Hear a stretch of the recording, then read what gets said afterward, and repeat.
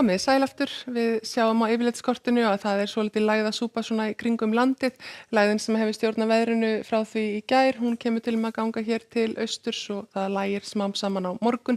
En eins og við sjáum að þá svona talsvert skilasvæði sem fylgir þessari lægð og má alveg búast við því að heyra fregnir af rigningu annars staðar, á Bretlandseyjum til dæmis.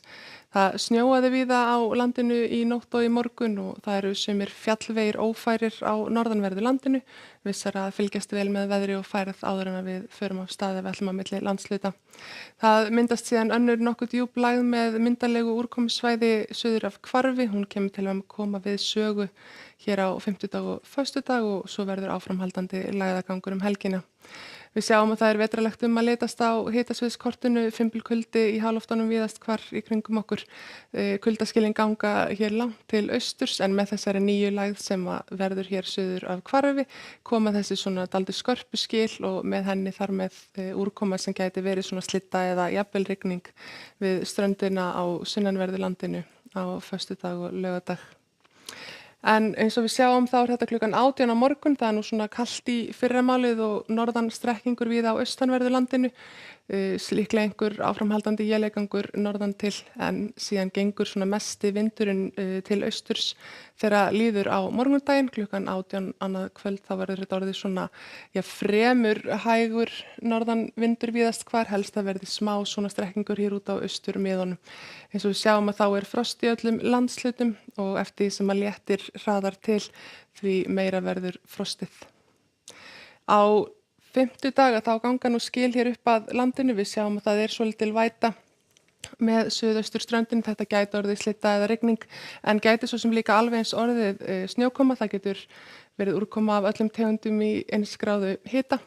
Og við sjáum síðan að þetta kemur til með að færast til bæði norðurs og vesturs og það verður nú líklega einhver úrkoma líka hér vestan til en alla líkur á því að það sleppi helst á norðanverðu landinu. Það engin mikil breyting til föstudags en við sjáum það svona líklega frekar orðið eitthvað slittukenndari úrkoman á suðvestanverðu landinu og svo éleigangur með þessu líklega á Snæfellsnesi og kannski víðar við Breiðafjörð og líklega hér allavega svona norður eftir Austfjörðum jafnvel á héraði. En ef við bregðum okkur þá aðeins til meginlands Evrópu, þá nú svona vetrarlegt að litast, það farið að snjóa í suður Noregi til dæmis. Við höfum náttúrulega heyrt af fannferginu sem hefur verið í Ölpunum og þar ekkert láta, þar eru tugþúsundir manna veðurteftir að því fréttir herma. Það hins vegar sól og blíða í suður Evrópu. Það má alveg búast við einhverju þrumuveðri á Ítalíu og hitinn ekki nema svona 9 til 15 stig á Spáni en það hlýnar þó eftir því sem að sunnar dregur og spáð 17 gráðu hita á Tenerife. Á meginlandi Norður Ameríku, þar hefur nú verið svo lítill snjór í Suðurríkjunum og búið að vera mikið samgöngutruflanir þar en það horfir nú allt til betri vegar á morgun. Það heldur áfram að snjóa í Klettafjöllin en sól og jafnvel farið að bráðna eitthvað í miðríkjunum og suðurríkjunum þegar líður á morgundaginn.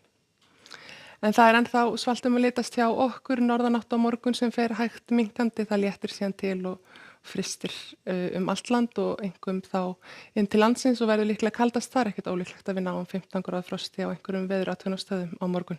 Verið sæl.